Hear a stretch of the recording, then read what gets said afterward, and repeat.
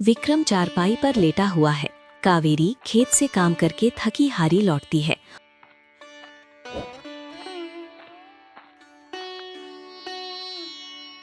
और उसे सोते देख भड़क जाती है।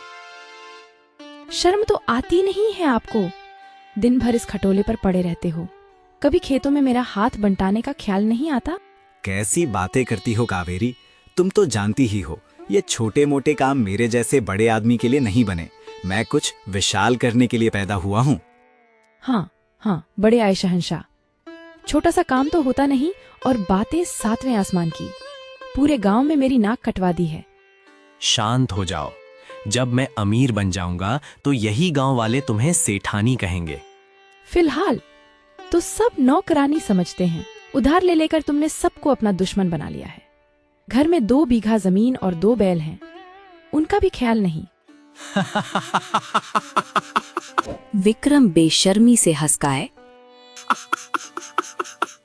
अरे बस भी करो, भूख लगी है, खाना लाओ।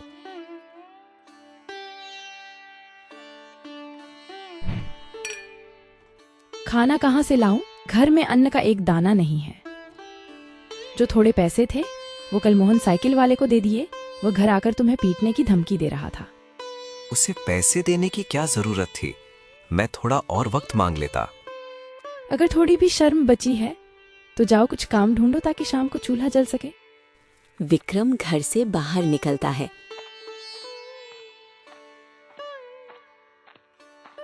और खुद से बातें करता है। अरे अब मेरी इस बेवकूफ पत्नी को कौन समझाए?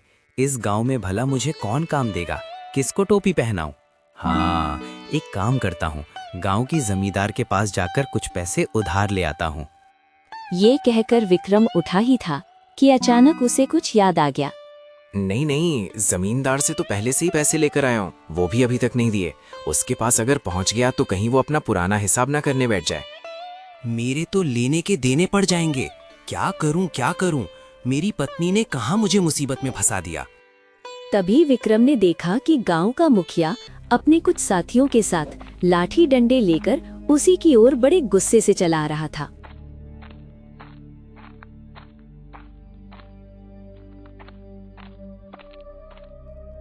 ओ विक्रम, बहुत दिन हो गए मुझे बेवकूफ बनाते हुए। आज मेरे पैसे दे, वरना तेरी हड्डियां तोड़ दूंगा। ठाकुर साहब, 1 महीने की मोहलत और दे दीजिए। किस मुंह से मोहलत मांग रहा है? न काम न काज, बस दुश्मन अनाज का। मारो इसे। रुकिए ठाकुर साहब, इन्हें छोड़ दीजिए। कावेरी, तुम्हारी वजह से इसे अब तक छोड़ा था, पर अब नहीं।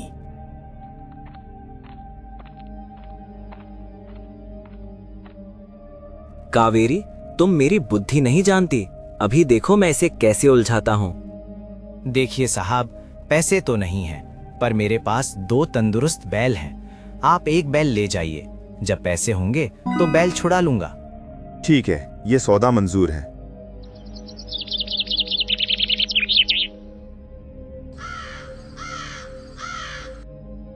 मूर्ख आदमी, एक बैल से खेत कैसे जोतेगा? अब खुद बैल की जगह जोतना पड़ेगा तुम्हें।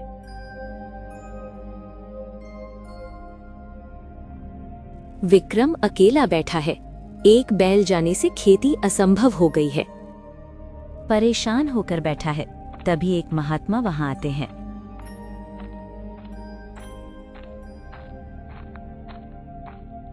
बेटा, इतने उदास क्यों हो? बाबा, बहुत मुसीबत में हूं, सब छिन गया। मैं तुझे धन दौलत नहीं दूंगा, पर तेरे शरीर में एक बैल के बराबर शक्ति दे सकता हूं। क्या तू खुद हल चलाने को तैयार है? हाँ बाबा, मैं तैयार हूँ। महात्मा जी मंत्र पढ़ते हैं और गायब हो जाते हैं।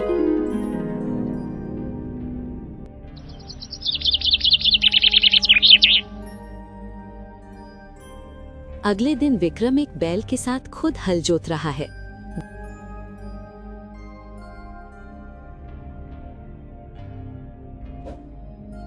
गांव वाले हैरान हैं।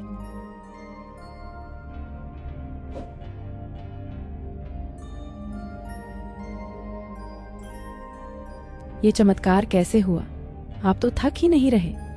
साधु महाराज की कृपा है कावेरी। अब मैं अकेला ही पूरे खेत की काया पलट दूंगा।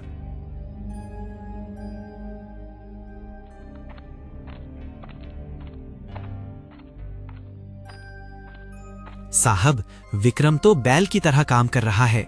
उसकी ताकत देखकर हमारे पसीने छूट रहे हैं। उसे पीटने की हिम्मत अब किसी में नहीं है। रहने दो भाई, अगर उसने एक मुक्का मार दिया तो हम सीधे ऊपर पहुंच जाएंगे। महीनों बाद फसल बहुत अच्छी होती है। विक्रम पैसे लेकर ठाकुर के पास जाता है।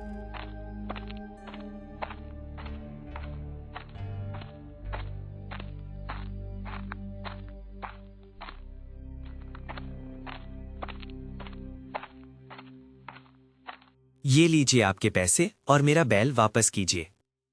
हाँ हाँ, अपना बैल ले जा भाई। अब विक्रम रात दिन काम करने लगा है। वो रुक ही नहीं रहा।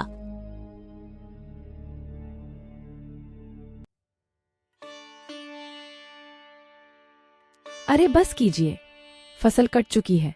अब खाली जमीन पर हल क्यों चला रहे हैं? मेरे अंदर बहुत शक्ति है कावेरी। मैं नहीं रुक सकता।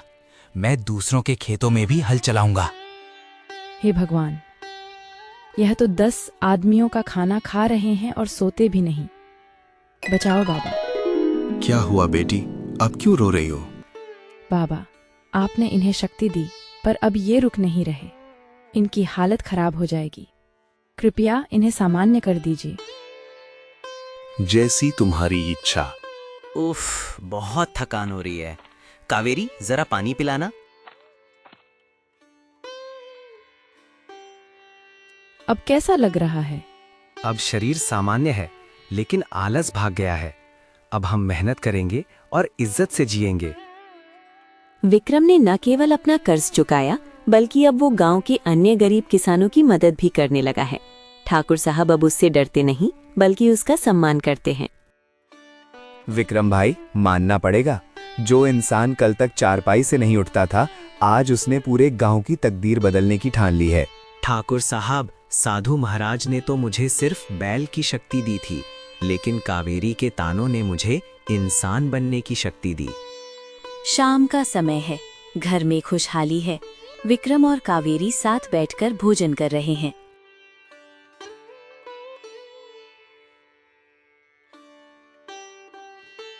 क्यों जी? अब तो गांव की महिलाएं मुझे सेठानी कहकर बुलाने लगी हैं। आपकी भविष्यवाणी सच हो गई।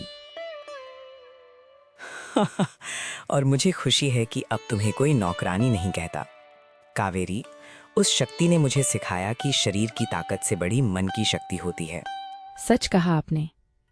अब बस इतना वादा कीजिए कि काम के साथ साथ थोड़ा समय खुद के लिए भी निकालेंगे। वादा रहा।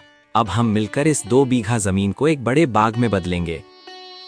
आलस इंसान को जिंदा लाश बना देता है, जबकि मेहनत और सही दिशा उसे देवता के समान शक्तिशाली बना सकती है।